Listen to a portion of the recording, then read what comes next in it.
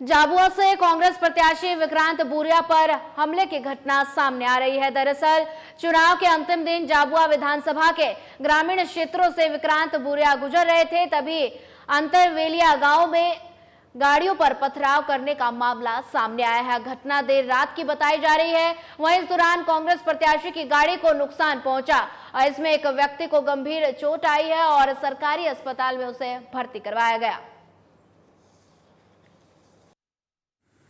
रात में आज हम लोग पुलिस थाने में खड़े हैं और जिस तरह से अब जब हम लोग अंतरवेलिया जा रहे थे तब वहाँ पर भाजपा के कार्यकर्ताओं ने हमें रोककर पूरी गाड़ियों को फोड़ डाला, पूरे कांच फोड़ डाले। हमारे एक साथी को गंभीर चोट सर में आई है, पूरा खूना खून हो गया। और ये झाबुआ शायद कोई भी नहीं चाहेगा। आज पूरा समाज खौफ में है, व्यापारी वर्ग खौफ में है, महिलाएं खौफ में हैं और हम ऐसा झाबुआ कभी ना बनने देंगे। अब आपको निर्णय लेना है कि क्या हम झाबुआ में गुंडागर्दी चाहते हैं, गोफन राज चाहते हैं, डर का साम्राज्य चाहते हैं, माफिया राज चाहते हैं, या हम एक साफ सुथरा झाबुआ चाहते हैं। आज मुझ पर हमला हुआ है, कल किसी और पर हमला होगा। हम आज ही इस चीज़ को रोक सकते हैं।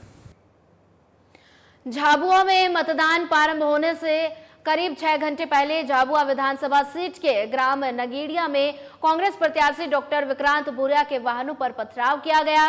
इस हमले में कांग्रेस प्रत्याशी का सुरक्षाकर्मी घायल हुआ। वहीं भारतीय जनता पार्टी के जिला अध्यक्ष प्रवीण सुराना ने कांग्रेस प्रत्याशी विक्रांत भूरिया पर हुए हमले के लिए कहा कि विक्रांत भूरिया को रात को जाने की क्या जरूरत थी। अगर हमला हुआ है तो विक्रांत भूरिया की लापरवाही है। साथ ही प्रवीण सुराना ने झाबुआ जिले के तीनों विधानसभा सीटों झाबुआ, थांदला, पेटलवाद जीतने का दावा किया। बता दें कि झाबुआ में मतदान प्रारंभ होने के करीब 6 घंटे पहले झाबुआ विधानसभा सीट के ग्राम नेगड़िया में कांग्रेस प्रत्याशी डॉक्टर विक्रांत भूरिया के वाहनों पर पथराव किया गया। इस हमले में कांग्रेस प्रत्याशी के सुरक्षा कर्मी घायल हुआ। वहीं भारतीय जनता पार्टी के जिला अध्यक्ष प्रवीण सुराना ने कांग्रेस प्रत्याशी विक्रांत भूरिया पर के हमले पर कहा कि विक्रांत भूरिया को रात को जाने की क्या जरूरत थी। अगर हमला हुआ है तो विक्रांत भूरिया की लापरवाही भी है। साथ ही प्रवीण सुराना ने झाबुआ जिले के तीनों विधानसभा सीटों झाबुआ, थांदला, पेटलवाद जीतने का दावा किया। उसका मुख्य कारण हमारी लाडली बहना योजना है। आज पूरे प्रदेश में और आपको हर मतदान केंद्र पर इसी तरह महिलाओं की भीड़ मिलेगी जो काफ़ी तादाद में मतलब आज शिवराज भैया के पक्ष में अपना मतदान कर रही है और काफ़ी तादाद में भारतीय जनता पार्टी के पक्ष में होती है। अभी जो रात को जो घटना हुई है वो डॉक्टर जो विक्रांत भूरिया कांग्रेस के विधानसभा क्षेत्र झाबुआ के प्रत्याशी में डायरेक्ट आरोप लगा रहे हैं कि भानु भूरिया के लोगों ने और भारतीय जनता पार्टी के कार्यकर्ताओं ने हमला किया। नहीं, ऐसा कुछ भी नहीं भैया। रात को इनको 2 बजे घूमने का किसने बोला था? रात को 2 बजे अगर कहीं जाएंगे तो कुछ भी अप्रत्याशित घटनाएँ हो सकती है। और हमारे भारतीय जनता पार्टी के कार्यकर्ता काफ़ी सहनशील है और उसने कभी भी किसी लड़ाई में हम लोग विश्वास नहीं रखते हैं। हम तो हमारी लड़ाई हमारे मतदान केंद्र पर लड़ रहे हैं और हमारे कार्यकर्ता बड़ी ताकत से मतदान केंद्र पर हमारे पक्ष में काम करते हैं। झाबुआ जिले की जो तीनों विधानसभा सीटें हैं इसको आप किस तरीके से देख रहे हैं? इसका तीनों विधानसभा सीटों में हम जीत रहे हैं भैया और इन विधायकों का जो 5 साल का पिछला नकारापन कार्यकाल रहा है उसके कारण भी जनता में काफ़ी आक्रोश है।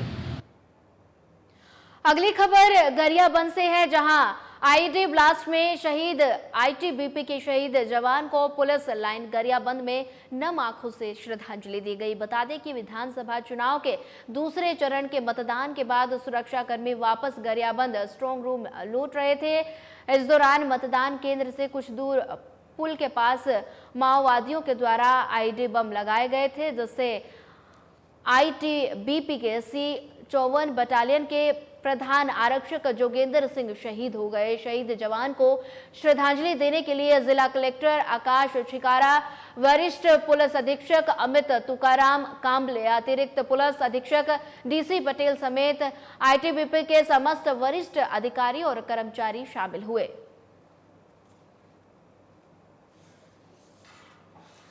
बता दें कि गरियाबंद से खबर है, जहां पर आईईडी ब्लास्ट में शहीद आईटीबीपी के शहीद जवान को पुलिस लाइन गरियाबंद में नम आंखों से श्रद्धांजलि दी गई।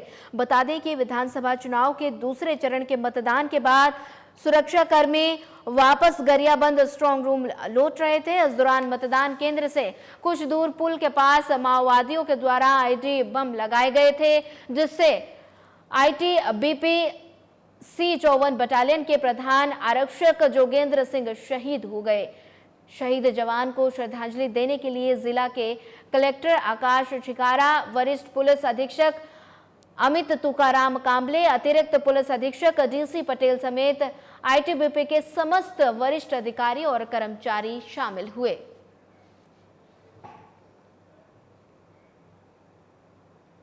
खबर सेंधवा से है, जहां गोई नदी पुल पर एक भीषण बस हादसा हुआ। बता दें कि ट्रक और बस की टक्कर हो गई। हादसे में 12 यात्री घायल हो गए।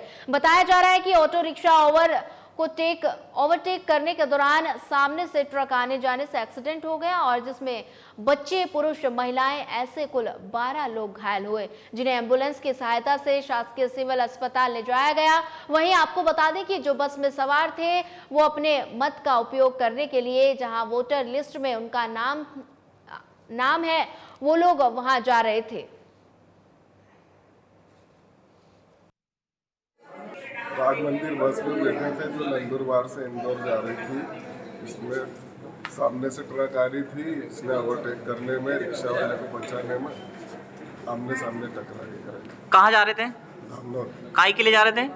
आज त्योहार था, बच्चों को लेने के लिए। अच्छा, तो कहाँ लगी आपको? मेरे को गले में लगी। और कितने लोगों को लगी हुई? कम से कम 13 जनों को और लगी। काहे के लिए जा रहे थे? वोटिंग के लिए जा रहे हैं। आप कैसी तबीयत?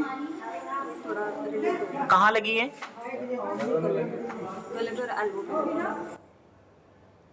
खबर सारंगगढ़ से है, जहां बिलासपुर रोड पर दर्दनाक हादसा हो गया। मिली जानकारी के अनुसार बता दें कि बस चालक की लापरवाही से एक शिक्षिका की मौके पर मौत हो गई। मृतक ममता चौहान ग्राम केडार निवासी, जो चंद्रपुर कॉलेज में प्रोफेसर हैं, रोज के समय अनुसार अपने बाइक से वो कॉलेज जा रही थी। अब आपको बता दें कि तभी बस चालक की लापरवाही से पीछे से ठोकर लगने से मौके पर उनकी मौत हो गई।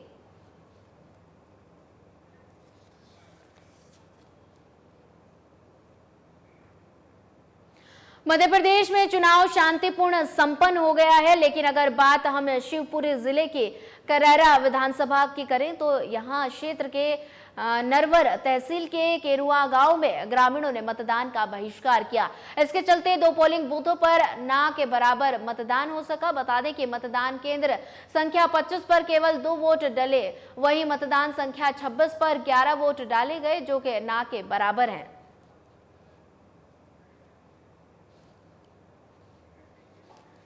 जी, मध्य प्रदेश में चुनाव शांतिपूर्ण संपन्न हो गया है, लेकिन अगर बात हम शिवपुरी जिले के करैरा विधानसभा की करें तो यहां क्षेत्र के नरवर तहसील के केरुआ गांव में ग्रामीण ने मतदान का बहिष्कार किया।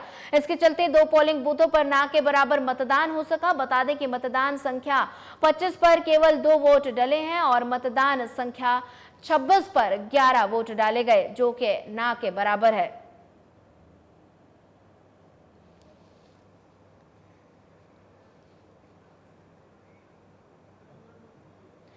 छत्तीसगढ़ विधानसभा चुनाव 2023 के दूसरे चरण में 70 विधानसभा क्षेत्रों में मतदान संपन्न हो गया। वहीं शुक्रवार शाम 5 बजे तक मतदान पूरा होने पर 70 विधानसभा सीटों में छत्तीसगढ़ में मतदान का कुल प्रतिशत 68.15 रहा। वहीं प्राप्त आंकड़े अनुमानित हैं, क्योंकि सुदूरवर्ती इलाकों में अभी आंकड़े प्राप्त होने बाकी हैं। सभी आंकड़े आने के पश्चात ये प्रतिशत बढ़ जाएगा, जहां राज्यपाल विश्वभूषण हरिचंदन और प्रथम महिला सुप्रभा हरिचंदन ने सिहावा भवन सिविल लाइंस स्थित आदर्श मतदान केंद्र पहुंचकर अपने मताधिकार का प्रयोग किया। वहीं राज्यपाल हरिचंदन ने प्रदेश के सभी मतदाताओं से अपने मताधिकार का प्रयोग करने की अपील की। वहीं उन्होंने कहा कि सभी नागरिकों का कर्तव्य है कि वे अपने मताधिकार का प्रयोग करें। वहीं मुख्यमंत्री भूपेश बघेल ने अपने पाटल विधानसभा के गृहग्राम कुरूदडीह के मतदान केंद्र में सहपरिवार मतदान किया। अभी आपने देखा मुख्यमंत्री भूपेश बघेल ने मतदान किया है सपरिवार। कुरूदडीह पाटन विधानसभा क्षेत्र का गृहग्राम है मुख्यमंत्री भूपेश बघेल का। यहाँ पर पुरुष मतदाताओं की संख्या 1,07,575 है, जबकि महिला मतदाताओं की संख्या 1,09,086 है। कुल मतदाता 2,16,661 मतदाताओं का पाटन विधानसभा क्षेत्र, जहाँ पर 10,000 से ज्यादा मतदान नए मतदाता है, साथ ही 164 मतदान केंद्र है। इस पाटन विधानसभा में 16 प्रत्याशी अपना भाग्य आजमा रहे हैं। आप समझ सकते हैं त्रिकोणीय मुकाबला है। मुख्यमंत्री भूपेश बघेल के साथ साथ भारतीय जनता पार्टी ने विजय बघेल को उतारा है, जो कि मुख्यमंत्री के भतीजे लगते हैं। साथ ही छत्तीसगढ़ के पहले मुख्यमंत्री अजीत प्रमोद कुमार जोगी के पुत्र, जो वर्तमान में सुप्रीमो है जोगी कांग्रेस के, अमित जोगी भी पाटन विधानसभा क्षेत्र से चुनाव लड़ रहे हैं। मैं पंकज विश्वकर्मा, साथी कैमरा पर्सन नौहर सोनकर के साथ, ग्राम कुरूदडीह, विधानसभा पाटन, जिला दुर्ग, छत्तीसगढ़ से। पूरा विश्वास है कि छत्तीसगढ़ में फिर से कांग्रेस की सरकार आएगी और पूर्ण बहुमत की सरकार है। सर, आपने एक बहुत अहम घोषणा की थी और वो वोट शेयर आपको कितना लगता है कि कांग्रेस के लिए बहुत लाभदायक होगा? कौन सा? औरतों को लेकर जो आपने घोषणा की है। हाँ, लक्ष्मी पूजा के दिन हमने जो घोषणा की कि लक्ष्मी पूजा के दिन छत्तीसगढ़ गृह लक्ष्मी योजना हम सरकार बनने के बाद लॉन्च करेंगे और प्रत्येक महिला को 15,000 रुपया साल का देंगे। राजधानी में लगातार मारपीट की घटनाएं घट रही है। राजधानी में मारपीट की घटनाएं घट रही है। कल भी युवा कांग्रेस के जो अध्यक्ष थे उनका सर फोड़ दिया गया। इस प्रकार की घटनाएं क्यों? भारतीय जनता पार्टी लगातार हिंसा पे उतारू है। ये संकेत है कि भारतीय जनता पार्टी बुरी तरह से पराजित है। अगली खबर धमतरी से है, जहां विधानसभा निर्वाचन के तहत शुक्रवार 17 नवंबर को जिले के तीनों विधानसभा क्षेत्रों के सभी 753 मतदान केंद्रों में मतदाताओं ने सुबह से अपने अपने मताधिकार का प्रयोग किया। शाम तक हुए मतदान ने यह सिद्ध कर दिया कि मतदाता अब जागरूक हो गए हैं। सिहावा विधानसभा के आदिवासी क्षेत्र के मतदाता अपने मताधिकार को लेकर काफी जागरूक हो चुके हैं। संभावना जताई जा रही है कि कुल मतदान प्रतिशत 85 से ऊपर रिकॉर्ड हो सकता है। मतदान शांतिपूर्ण संपन्न हो गए। लोकतंत्र का महापर्व है और इस महापर्व की मैं सभी को बहुत बधाई देती हूँ, शुभकामनाएं देती हूँ। इसके पहले हमने दीपावली का बहुत बड़ा उत्सव मनाया है और सभी को दीपावली की भी हार्दिक बधाई, शुभकामनाएं। लोकतंत्र का यह महापर्व है और सभी की सहभागिता इस महापर्व में भरपूर संख्या में हो रही है। आप देख रहे हैं गृहग्राम बीरेतरा है और यहाँ पर जितने वरिष्ठ जन है वो सबसे पहले आतुर हैं वो वोट देने के लिए। 8 बजे से मतदान प्रारंभ है, लेकिन वो 7:30 बजे से यहाँ पर उपस्थित होकर अपने मत का दान करने के लिए, जो बहुत महत्वपूर्ण दान है, वो मत का दान करने के लिए, क्योंकि कहा जाता है कि बूंद बूंद से घड़ा भरता है। निश्चित रूप से एक एक वोट, एक एक मत जब मिलता है तो बहुमत बनता है और बहुमत से वो अपनी विधायक और अपनी सरकार बनाते हैं। आज लोकतंत्र का महापर्व है, 17 तारीख है। आज हमारे छत्तीसगढ़ में मतदान का दिन है और आज मैं सभी कुरूद विधानसभा के क्षेत्र क्रमांक 57 की सभी जनता से यही अपील करूंगी कि आप समय निकाल के अपने मत का उपयोग करें। मत का उपयोग करना बहुत ज़रूरी है लोकतंत्र में, तो आप बिल्कुल समय निकाल के आप अपने सही मतदान का सही उपयोग करके आप मतदान करिए। अंबिकापुर विधानसभा में शुक्रवार को दूसरे चरण का मतदान शांतिपूर्ण तरीके से संपन्न हुआ। मतदान के दौरान बुजुर्ग, युवा, महिला, पुरुष, दिव्यांग, ट्रांसजेंडर हर वर्ग के मतदाताओं में मतदान को लेकर गजब का उत्साह था। वहीं सरगुजा जिले के अधिकांश मतदान केंद्रों में सुबह 7 बजे से ही मतदाताओं की लंबी कतारें देखी गई थी। शहरी क्षेत्रों के साथ साथ ग्रामीण इलाकों के मतदान केंद्रों में मतदाता सुबह से ही कतारबद्ध होकर मतदान के लिए अपनी बारी का इंतजार करते दिखाई दिए। वहीं सुविधाओं की वजह से मतदान करने के लिए लोगों का उत्साह बना रहा। बता दें कि शांतिपूर्ण तरीके से चुनाव संपन्न कराया गया।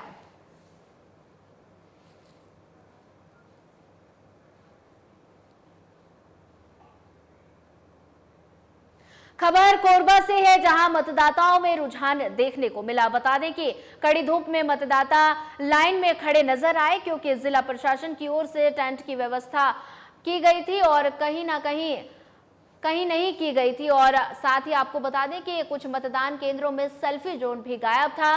साथ ही बता दें कि कुशमुंडा के विकास नगर पर ईवीएम मशीन खराब होने से 1 घंटा मतदान बाधित भी हुआ।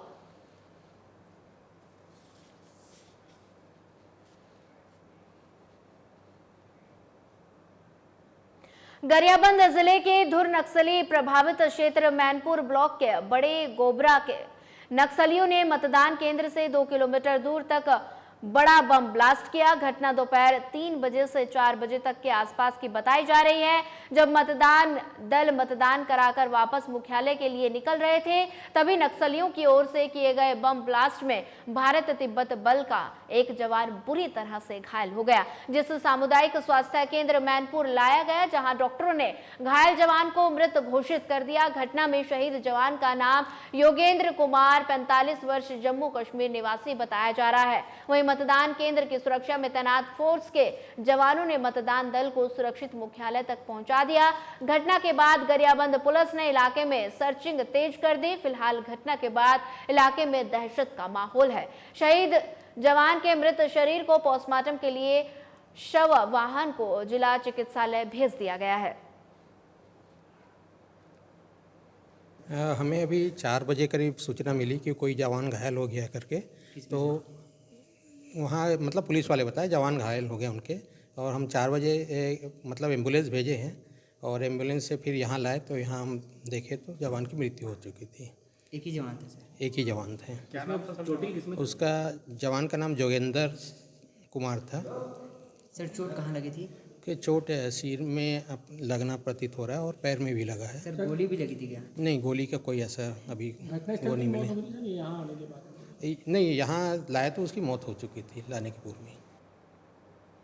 माकड़ी ब्लॉक मुख्यालय में स्थित एसबीआई बैंक में पिछले कुछ दिनों से स्टाफ की कमी के कारण ग्राहक काफी परेशान हो रहे हैं और एक ही स्टाफ के भरोसे एसबीआई में नकदी जमा निकासी समेत अन्य कार्य भी किए जा रहे हैं, जिससे दूर क्षेत्रों से आने वाले ग्रामीणों को एक ही कार्य करने के लिए कई बार आना जाना पड़ रहा है। इस विषय में शाखा प्रबंधक से चर्चा करने पर एक ही स्टाफ होने की जानकारी दी गई। वहीं व्यापारी संघ माकड़ी के अध्यक्ष विनोद साहू ने बताया कि माकड़ी के व्यापारी पहले अपने दुकान को छोड़कर बैंकिंग के लिए आते हैं। पहले कार्य जल्दी हो जाता था, लेकिन आजकल घंटों लाइनों में खड़े रहना पड़ता है। अगर एसबीआई स्टाफ की व्यवस्था जल्दी नहीं करता तो निश्चित रूप से एसबीआई के व्यवसाय पर प्रभाव पड़ेगा।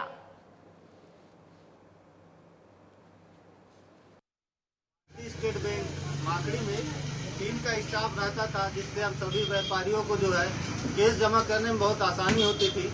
अभी भारतीय स्टेट बैंक में स्टाफ की कमी हो गई है, जिसके कारण हमारे व्यापारी भाई जो है जाते हैं, घंटों लाइन में खड़े रहते हैं, पैसा जमा करने में निकासी में उनको बहुत परेशानी हो रहा है। अगर भारतीय स्टेट बैंक में स्टाफ और नहीं दिया जाता है तो इससे उनके व्यवसाय पर निश्चित तौर से प्रभाव पड़ेगा। तो आरबीआई कांकेर से हमारा यही निवेदन है कि हमारे जो व्यापारी बंधुओं का शिकायत यही है कि यहाँ स्टाफ की बहुत ज़्यादा कमी है, स्टाफ की व्यवस्था शीघ्र कर दें। मैं हूँ सर खाता खुलवाने गुड़िया का केवासी मामला वाले बहुत आ रहे हैं, उसकी वजह से परेशानी हो रहा है मेरे को। 3 दिन से आ रहा हूँ मैं यहाँ गुड़िया का खाता खुलवाना कर, हो ही नहीं रहा है, आज भी नहीं होगा ऐसा लग रहा है। क्या कारण है? क्या स्टाफ का कमी होगा? तो टेबल में बैठ ही नहीं रहे साहब लोग, तो कैसे होगा फिर काम?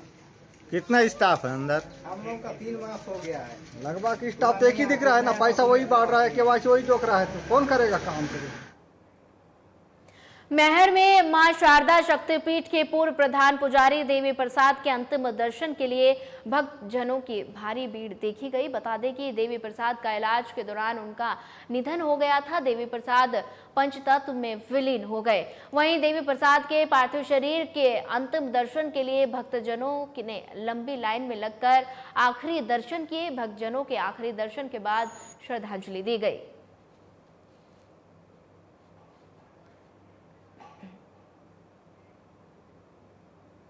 रामकृष्ण मिशन आश्रम नारायणपुर अबुझ माड़ के बच्चों के लिए निशुल्क आवासीय विद्यालय का संचालन एकमात्र संस्था रामकृष्ण मिशन आश्रम नारायणपुर है। यहाँ पर पालक सम्मेलन का आयोजन किया गया, जिसमें 700 पालक और 800 बच्चे शामिल हुए। बता दें कि संस्था में संचालित रामकृष्ण मिशन विवेकानंद विद्यापीठ के प्राचार्य स्वामी कृष्णा अमृतानंद के मार्गदर्शन में पालक सम्मेलन संपन्न हुआ। इस दौरान उपस्थित पालकों को कंबल से सम्मानित किया गया। वहीं अबुझ माड़िया समाज के अध्यक्ष रामजी ध्रुव ने गोंडी भाषा में पालकों को संबोधित करते हुए कहा कि अपने बच्चों को पढ़ाई के लिए हमेशा प्रोत्साहित करते रहना चाहिए। India is got talent season 2023 के विजेता अबुझ माड़ टीम के सभी अध्ययनरत बच्चे इसी संस्था के हैं।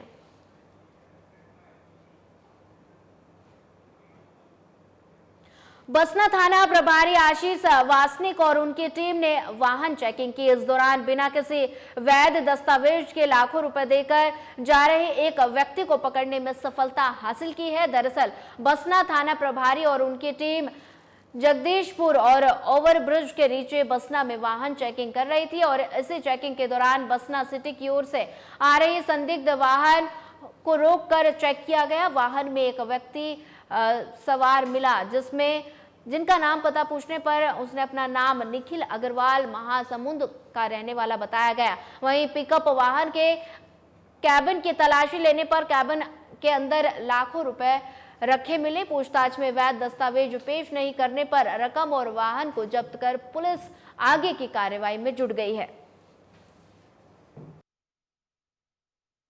विधानसभा चुनाव के मद्देनजर संदिग्ध वाहनों की चेकिंग के दौरान 2 पिकअप वाहन से कुल नकदी रकम 4,77,925 रुपये धारा 100 जापों के जब्त कर थाना बसना में कार्रवाई की गई है। सेंधवा में बीती रात राष्ट्रीय राजमार्ग 3 पर भीषण सड़क हादसा हुआ, जहां एक ढाबे से सड़क पर जा रहे एक ट्रक को पीछे से आ रहे तेज रफ्तार अनियंत्रित टैंकर ने टक्कर मार दी। वहीं टक्कर होने के बाद टैंकर खाई में जा गिरा और आग लग गई। इस दौरान हादसे में 3 लोग गंभीर रूप से घायल हो गए। वहीं फायर फाइटर की मदद से आग पर काबू पाया गया।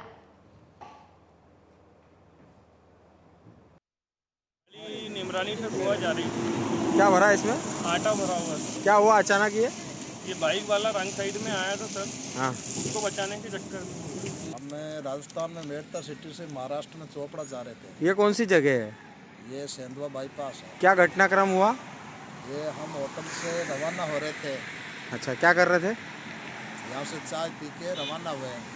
जब हम रोड के नज़दीक में गए, जब ये टेलर वहाँ दूर पे आ रहा था, हमने गाड़ी रोक लिया। ये उस साइड में था। कौन? ये टेलर वाला। अच्छा, उस साइड उस किनारे पे था। हाँ, किनारे पे था, हमने रोक लिया, लेकिन उसने अचानक तो पूरी गाड़ी को इधर मोड़ दिया। फिलहाल इस बुलेटिन में इतना ही। ज्यादा खबरों के लिए बने रहिए हमारे साथ। नमस्कार।